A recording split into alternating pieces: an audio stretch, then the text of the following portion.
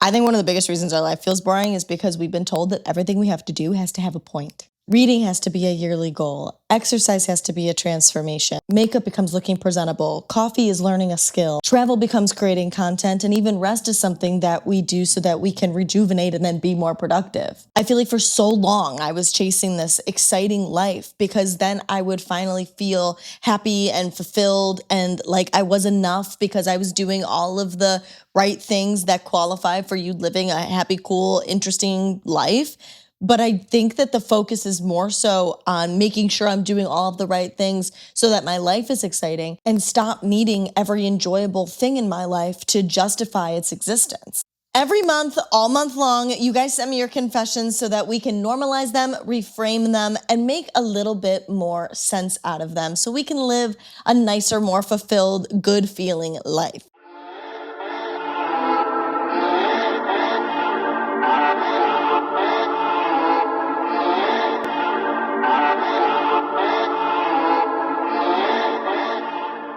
All of this month's confessions are different, but they all follow the same general theme that we want so badly to feel more alive without feeling like we need to be good enough in order to do so.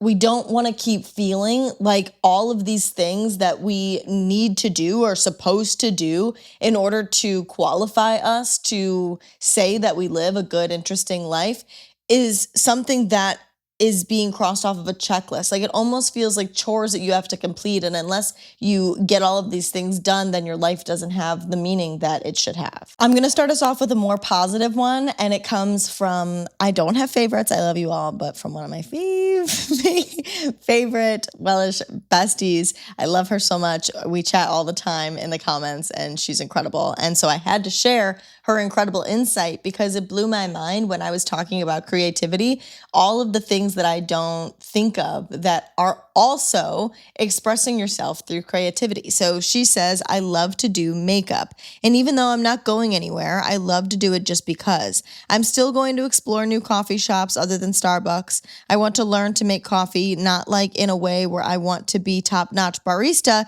but just for the fun of it.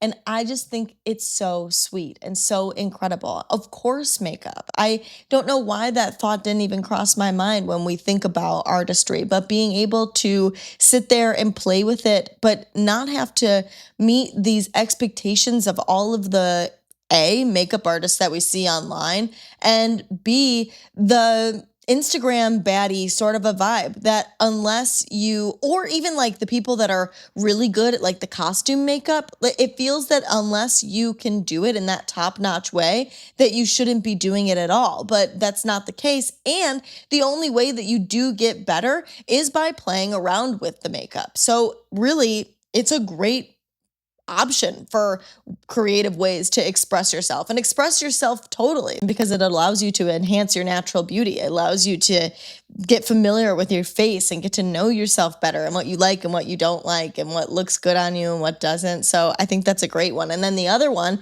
talking about being the coffee barista, like that just being fun. It would be so fun to be good at making coffee at home if you're a coffee lover and being able to like wake up and have that little project to look forward to every morning, making your coffee good and what different things you can experiment and try and the cute little cups that you can put it in. It just sounds so fun. And the problem is that we don't do those things because we've learned that we have to justify it in order to make it useful. Like that we wouldn't learn how to make our own coffee unless it's a budgeting thing and we want to save money and we want to learn how to make it at home. Like there's something wrong with your life. You're poor, you don't have money, so now you have to justify how to make it at home. Or maybe you have to do your makeup because you're not good at it and you want to look presentable and you wish you were hotter and you wish you could get more attention from people. And like there's always this negative reason attached to it that makes it so that you have to justify why you can do the fun thing, not just because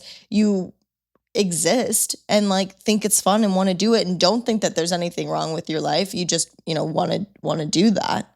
And I think it's that whole idea of like not needing an occasion to wear your favorite outfit. I've been seeing that online a lot, which I love because I totally do that. Like I put clothes off and put them to the side because I think I'm not going to see anybody today or I'm not going to be doing anything crazy today. So why would I waste the outfit on that? But like if I'm not going to see anybody, that means I get to wear it twice. You don't need an occasion to use your cute fancy cups when you make your coffee. And I know we've definitely talked about that a hobby doesn't have to be a side hustle or something that you're talented at, but I think a lot of the time we get screwed up too because we don't realize that a hobby doesn't have to be an identity and that you can be several different things and try several different things without making it a part of who you are, or that you're allowed to do things that don't fit into the clean, perfect box of who you consider yourself to be.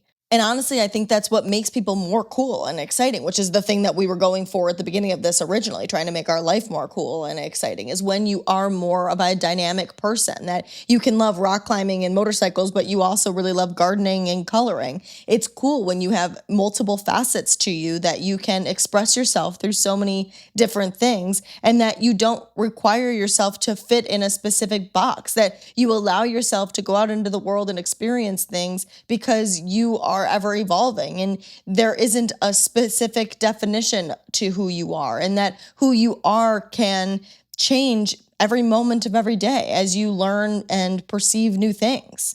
And just because you're not that great at something is not wasted time. It doesn't mean anything about you or the way that you spend your life, and that you could have been putting that energy towards something that's going to better you in another area for the rest of your life in your future and setting you up for goodness. Like it's not a waste of time to learn new things and to put yourself in situations that you're bad at, because you have to learn how to mentally work through that, which builds your mental strength and it teaches you more about yourself and it allows you to just experience more of the world. There is literally no area that would consider that to be a waste of time, because there's always going to be something that you gain from experiencing new things. Doing something just because it makes being alive more enjoyable is a good enough reason. And that is the epitome of self-trust, that you are able to do something because you enjoy it without needing the approval or the measurable achievability that society or other people provide for you.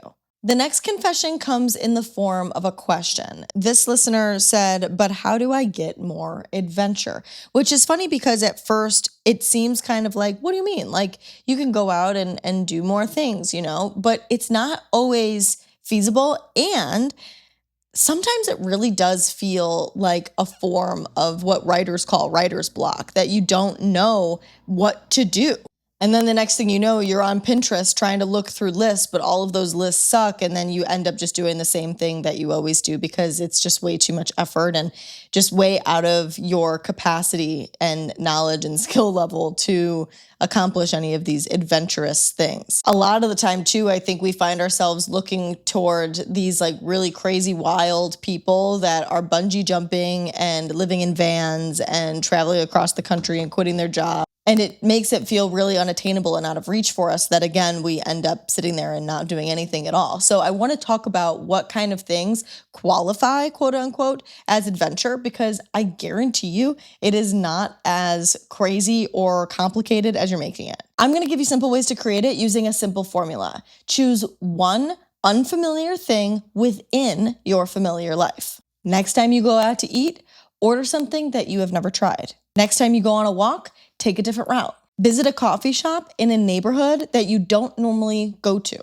Go to an event that you don't know anyone. That one's terrifying, but that's part of the adventure. Learn a small skill and be open to being bad at it. Just say yes to things. Say yes to an invitation that you would normally sit there and overthink. Plan a themed evening at home. My friend used to do themed dinners every single night. Every day of the week she had planned for a specific type of dinner. Something was international. She would have pizza night. She would have nostalgic childhood meal night. And she would always coordinate her dinner with whatever theme she had that day. Let someone else choose the activity that you do and just do whatever it is they say. Explore your own city like you're a tourist. I live in a bigger city, so it's a little bit easier for me to accomplish that. So there is room for that as well. But being able to take a walking tour and go look at new buildings and go to new places and go to new restaurants, experiencing it like somewhere you are visiting for the first time. This is one of those areas that we've heard 1,000 times, to go out and do something that you want to do before you have someone to join you in it. And the one thing that I really want to make abundantly clear is that this is not a matter of making your life more interesting. That isn't the goal, to do more to make your life better. It's creating space and opportunity for you to enjoy the life that you currently have. So being able to approach all of these things through that lens, not doing them because after doing them you can check them off of a list and that will qualify as having a good life, because Sarah on that podcast said that if I do all of these things then my life will be adventurous and interesting, but more so because I'm going to look around my area, look around the things that I already do that are already a part of my life, and I'm going to add interest and adventure into those things. The last confession is so spot on with Wellish's messaging. It was so refreshing to hear somebody regurgitate it back to me. It made me so happy to hear that so many of us really do genuinely resonate with this mentality, and that it is so tiring to just be constantly listening to self-improvement to make us better, and getting rid of the idea that self-improvement means that we have to reject ourselves. This Wellish friend said, I hate that saying, working toward a better version of yourself. As someone drilled that into my head and it made me nuts hearing it every time on repeat. It should really be to love the person you have become, the present, the now, the person today. Fuck that work to a better version nonsense. You are a better version of the person you were yesterday. You learn and accomplish things every day, and not every accomplishment is a trophy or an award. Getting a good night's sleep is a better version of yourself the next day. Love the current version. Health is wealth, and we are way too hard on ourselves. A motherfucking men mic drop. This is exactly what I am trying to get across every single goddamn day. And you know what makes me so happy about that too is that it really does reassure me that there are people that exist that think like this. Because I think a lot of the time when I say this to people, they don't get it, like don't understand. We are so programmed to believe that you always are supposed to be striving for better and striving for more and progressing and growing and healing and being better. And they don't get it when I talk about not talking about being a better version of yourself constantly, because we're so wired for that. But of course we should always be growing and being a better version of ourselves. But it's the idea that you are good enough now exactly as you are, and you can always evolve and grow.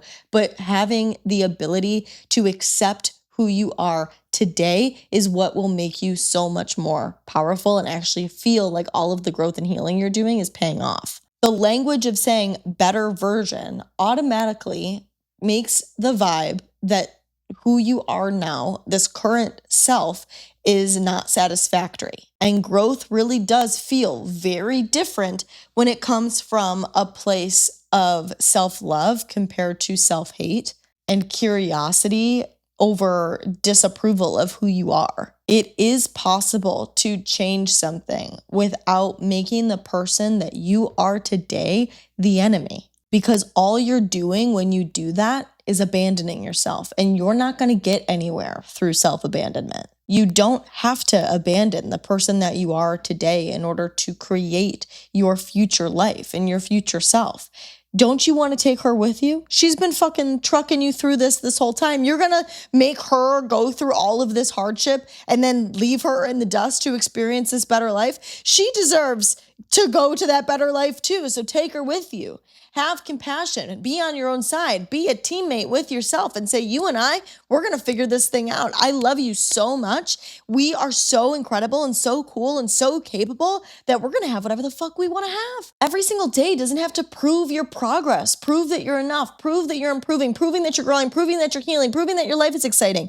It doesn't have to be like that. You don't have to live like that. Free will is a crazy thing. You don't have to do that. You can just enjoy the moment. You can go to a coffee coffee shop and try something new and be excited about that and let that be enough. You can go somewhere pretty and appreciate the view and all of the beauty that is out there in the world and feel satisfaction from that. Maybe it is getting enough sleep, like our friend said, or maybe it's spending time with a friend and laughing and enjoying each other's company. Or maybe it's letting yourself enjoy an ordinary afternoon that you have no plans for. You're just existing, and that feels good because you have the entire day to make your own choices and your own decisions with. You are not the before picture. There is nothing wrong with who you are now. Your life right now is not some boring waiting room that is the holding cell for you to then step into becoming the future better version of you, that eventually you're going to cross a threshold and you're going to be like, phew, thank God, I feel better now. All three of these confessions bring up the similar point that just because is a good enough reason. And being able to say just because allows us to give ourselves permission to go out into the world and do the things that we want to do. I have a friend that has a tattoo that says, do it anyways. And I remember she told me this story about her tattoo that I just think is so funny and so cool, that when she went to get this tattoo, she was waiting at the place and going back and forth about what her parents would think and if she should do it and about her culture and, just about all of these perceptions that she had in her head and being nervous about getting this tattoo. And then she was like, oh my God, wait a second. Do it anyways. That's the tattoo. It gives you permission to just live your life because you're alive and have the opportunity and free will to live it. And that curiosity in itself creates adventure. What is this going to be like? What is this going to bring to my life? What is this going to teach me or show me or make me feel? And being able to accept who we are in the present moment in our lives right now allows us to actually be present and fully experience those things that we are doing and are around. And so the good news is that you don't need a whole new personality. You don't need some dramatic transformation. You don't need some curated, perfect, live on a boat, have all these plans kind of a summer. Maybe you just need to be a touch more spontaneous. You just need to follow those tiny impulses sometimes that make you feel like a person instead of a project that needs to do all of the right things. And if you are somebody too that was very much into like the good girl upbringing mentality, it's kind of hard when you measure your worth based off of your achievement and if you've done good and you spend your whole life trying to feel good enough by doing the quote unquote right thing, but following those impulses and putting yourself in new weird situations that are different and from a place of curiosity and from fun and adventure really does allow you to have a more full, exciting life without having to do anything crazy. I don't want us to keep waiting until we're more confident or impressive or healed or interesting in order to live a good life and actually participate in our own lives. The current version of you that you are right now is allowed to have fun, cool, interesting stories. She's allowed to explore and do things badly and pointlessly purely just because they make her happy. That's it for today's episode. Thank you so much for being here. If anything did resonate with you, I would really appreciate it if you could rate and review the show. It really does help get episodes out to more like-minded listeners like you and I who need to live a little bit more wellishly. And if you are a person that loves self-improvement, but you are so over the self-rejection that comes from it, you are going to want to subscribe so that you not only don't miss an episode, but have the opportunity to join a community of people that really do think the same as you. With that said, you should absolutely share what resonated with you or any sort of confession that you have about your level of adventure in your life in the comments so that you can give other people more inspiration and more validation that they can move through their own life with. Tell me what's something you started doing just because, and maybe somebody else can do the same. I'm going to Nashville this weekend for the very first time in my entire life. So wish me luck. Wish me a little bit of yeehaw. I've got my outfits. They still haven't arrived and I'm literally supposed to leave in a couple hours. So there's that, Wellish. It's fine. Everything works out. Everything will always work out. I love you endlessly. I hope you have an incredible, aligned, safe, adventurous, and fun. I'm going to try to do the same weekend, and I will talk to you on Monday. Bye, guys.